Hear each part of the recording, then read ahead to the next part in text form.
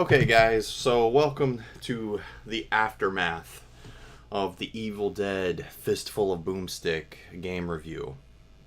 I'm actually filming this, a little inside information. I'm actually filming this before I've even worked on the legit review for Evil Dead A Fistful of Boomstick because I want to get all this stuff out while it's still fresh in my mind. I'm actually currently in the middle of typing out all the dialogue for Evil Dead A Fistful of Boomstick for my review. And you gotta love when the camera does this shit. It's almost like magic how it does that, right? So, Evil Dead A Fistful of Boomstick. Like I stated in the review, it is my favorite Evil Dead game that's ever been made as of current times. Because Bruce Campbell is going off on like a tangent and saying like how there's going to be a new Evil Dead game. It's not going to be a VR title. Makes me very happy. And a new Evil Dead game, it's about time. I've said it in past multiple game reviews about the Evil Dead franchise as a whole already multiple times.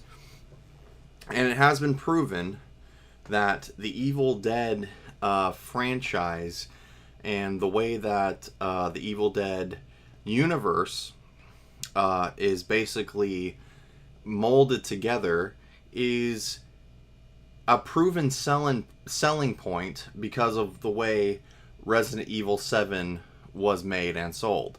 If you don't believe me, go and watch, pause this video.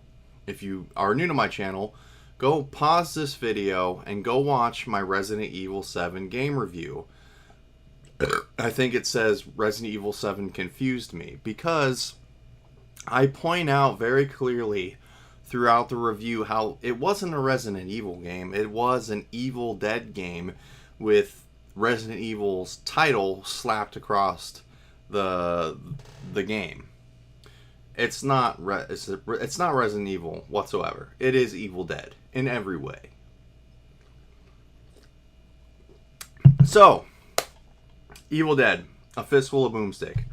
Yes, I do own both versions, as you are or did see in the review, because this video is coming out afterward. It did come out on Xbox, PS2, and the PC. The boxes do have, well, the covers do have variants when it comes to the Xbox and PS2. It's not like really like that's very important. This one has voiced by Bruce Campbell and this one doesn't. It's on the back. It's not on this one. Different screenshots. I'll show those in the review probably. Anyway, this is my favorite Evil Dead game, like I said. Very nostalgic for me. It is by far probably the most fun game to play as my camera doesn't focus and then focuses back on me. It is my favorite Evil Dead game to play. Evil Dead Hail to the King was decent. It's a hard as fuck game. I'm not gonna even sugarcoat that at all. It's hard as fuck, and it's hard as fuck because the game not only has brutal gameplay mechanics that are well suited for Resident Evil, at least the original series of Resident Evil. It's not well suited for Evil Dead. The camera battles against you the whole time, and the fact that you run around and Hail to the King with limited ammo and you need to find gas for the chainsaw and a map that is, for the first half of the game, completely illegible. You can't tell. Focus camera, focus camera, focus camera. You can't tell where you're going. And it's very annoying. So, yeah. And if you want to see my full detailed review, go look through the channel and look for my Evil Dead Hail to the King game review. And Evil Dead Regeneration was a complete pile of dog shit. I will not apologize for saying that. Evil Dead Regeneration really seriously was a giant piece of dog shit. it had elements of game levels and stuff that was stolen completely from other different games altogether. Find that game review also. So, the aftermath of Evil Dead Fistful of Boomstick. We're already 5 minutes in, almost 6 minutes in, and I still haven't talked about it. My favorite game. I played it all through middle school, all through high school, over and over and over and over again. I played the arcade version, the arcade stuff you unlock at the end of the game, over and over and over again, going for that A+ ranking on everything. The thing is, as much as I do love this game, and I have very fond memories of it, it has by far the most badass cover of all three games. Hail to the King is decent, but Hail to the King is just a copy and paste job of a poster of Evil Dead. I'm not gonna argue that fact. I mean, it's obvious. But this is completely original artwork, and I fucking love it. Let's focus the camera right here and make it look at this. That's beautiful artwork for Evil Dead. That's fucking sweet. Now, what stands out to me, and I will say this in the review, or I did say this in the review, because you're seeing this after, the fucking game is full of time filler. It is a very short game, especially if you're not looking, if you're not a collectible person, you're not going out and you're looking for all the collectibles of a video game. Evil Dead, A Fistful of Boomstick, it's very short. It can be beat, I think, in 3 hours if you're not looking for anything. And there's so much time filler, time wasting stuff, and backtracking that goes on throughout the game that at some parts I found myself getting really irritated. Irritated in a way where I wouldn't be when I was in middle school and high school, because what the fuck else was I gonna do? I mean, I'm 30 years old now. I'm gonna be 31. I don't like feeling like I'm wasting my fucking time. And there's a lot of parts in here where, and it could be just because I've played this game so much that I know it like the back of my hand, but you are wasting your fucking time a lot in this game, the way I felt. Especially because you're closing fucking vortexes. This game has a giant fucking boner for for deadite vortexes. You're closing them throughout the game. From the start of the game to the fucking end of the game, you're closing vortexes. And the boss enemies, while imaginative, were fucking stupid. They were lame as fuck. And the thing that sucks is a lot of these horror games that I grew up loving through middle school and high school, as I've replayed them over the years and done game reviews on them, such as Extermination, The Thing, Evil Dead, all their boss enemies and ending boss enemies fucking sucked. Super fucking easy. In the review, I'll post, I'll here as I'm talking about the last boss enemy. Spoilers, it is fucking Trish, the chick that Ash is trying to save throughout the whole fucking game, or talks about at least, is the fucking Deadite Queen at the end of the game. Go figure. And she's so fucking easy that I felt like I was playing a game made for a kid in like 4th grade. It is a super fucking easy boss. You just hide behind a fucking wall. She barfs at you for a couple times, and as she's roaring, you throw dynamite in her fucking mouth. You do that 4 times or 5 times, and then she's fucking dead, and the game's over. The game is fucking over. And there are bosses that are a little more complicated in the middle of the game than the fucking last boss, and I don't understand why that is or how that comes to be with a lot of boss enemies for the early 2000 games, and even the later 2000 games, like the fucking first Gears of War game. The boss at the end of that fucking sucked. I mean, fucking Doom 2 had a fucking harder boss. than fucking Evil Dead, Extermination, and The Thing, and Gears of War. But that's besides the point. So, Evil Dead: Fistful of Boomstick, story-wise, I loved the most. It had the most interesting story for me because I really wanted, as a kid, after I saw the Evil Dead trilogy, and I'm sure a lot of fans wanted to see what happened with Ash after he got back to his current time. What happened in Dearborn? I mean, obviously, years later, after these games came out and the movies, we got Ash versus the Evil Dead, which I feel like I should do a movie, or not a movie, a series, or not even a series, just maybe a review of every single season. Just one season 1 full review, season 2 full review, season 3, or maybe just one video altogether. We got the answers to what happened to Ash years and years and years later, and it was done beautifully in a way that I thought wasn't possible.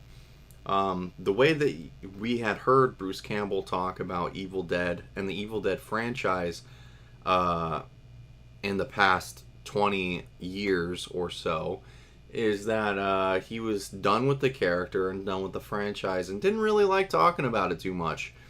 And it wasn't until after the reboot, or I guess sequel, you could also say, the 2013 Evil Dead movie. And I say sequel because Ash is at the end credits. So it can't really be a reboot. I don't know. And Sam Raimi's now talking about another Evil Dead movie. I don't know. And Bruce Campbell's gone off and said he's retiring as Ash. I don't know. I can't believe anything Bruce Campbell says nowadays. But, what was I saying? I don't fucking remember.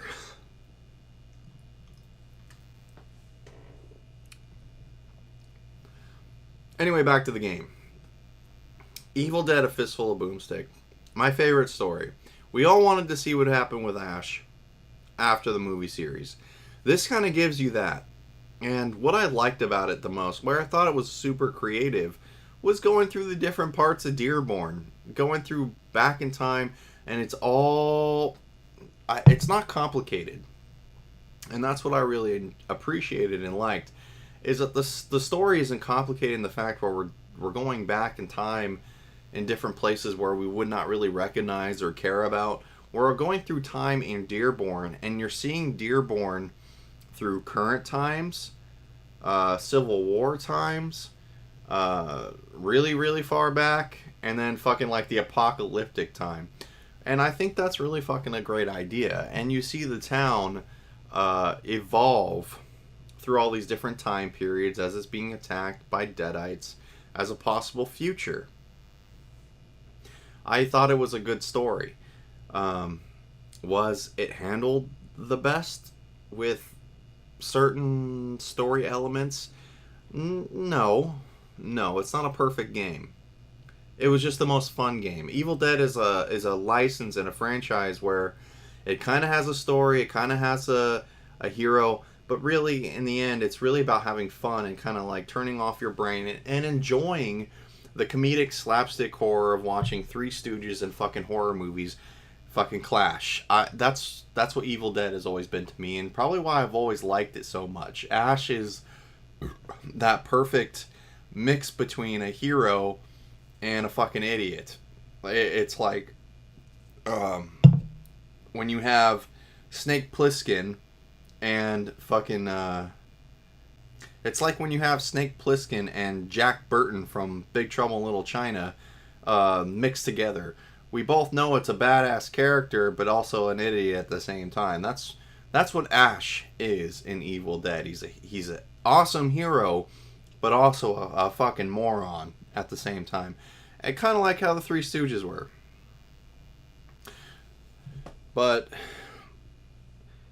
in the end, this game is still my favorite out of the three. I appreciate Evil Dead: Hail to the King because, yeah, it's hard as fuck, but at least there's an Evil Dead story there. It tries to take itself a little too serious. It tries to mimic other horror games of that time era, such as Resident Evil, and it didn't do it very well, which sucks. But the game actually tries to still be Evil Dead.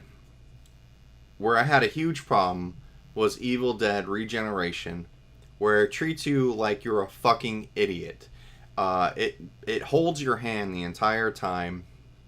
It takes away any kind of exploration that both previous Evil Dead games had, which was a plus. It takes away all the fucking different weapons that you got in Evil Dead, A Fistful of Boomstick, which was awesome, because we all know that if you were playing a hack and slash game and all you had was a chainsaw and a fucking shotgun the whole time, you're probably going to get bored killing the same fucking 50 enemies over and over and over again. Well, Regeneration fucking basically takes the premises of both those two games and everything that was improved upon and shits on everything and treats you like a fucking retard. I don't appreciate that. And that's why Evil Dead Regeneration is a slap in the face to anyone that loves the Evil Dead franchise, in my opinion.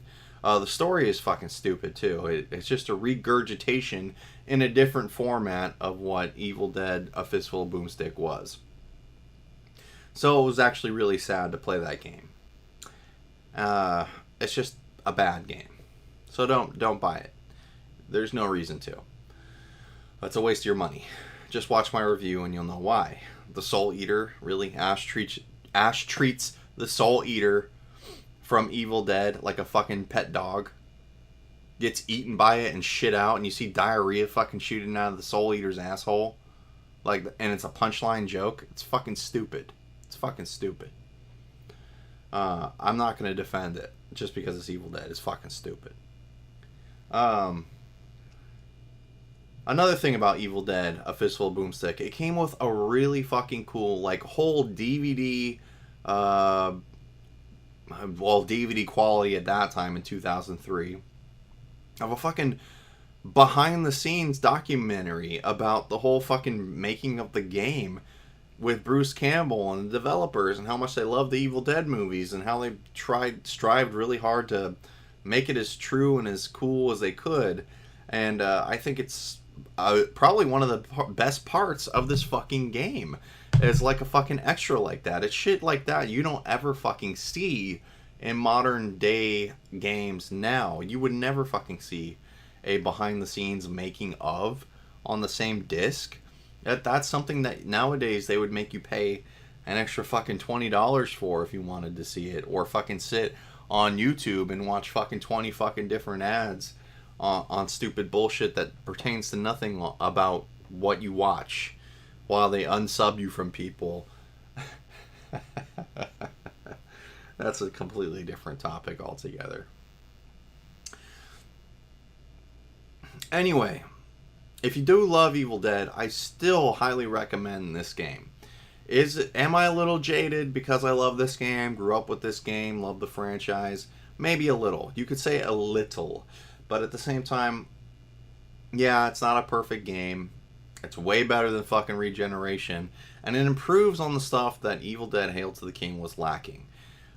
It's a PS2 gem still, in my opinion. And it's something that I feel like anyone can pick up and enjoy. The fact that you can hack off Deadite limbs in every different way possible.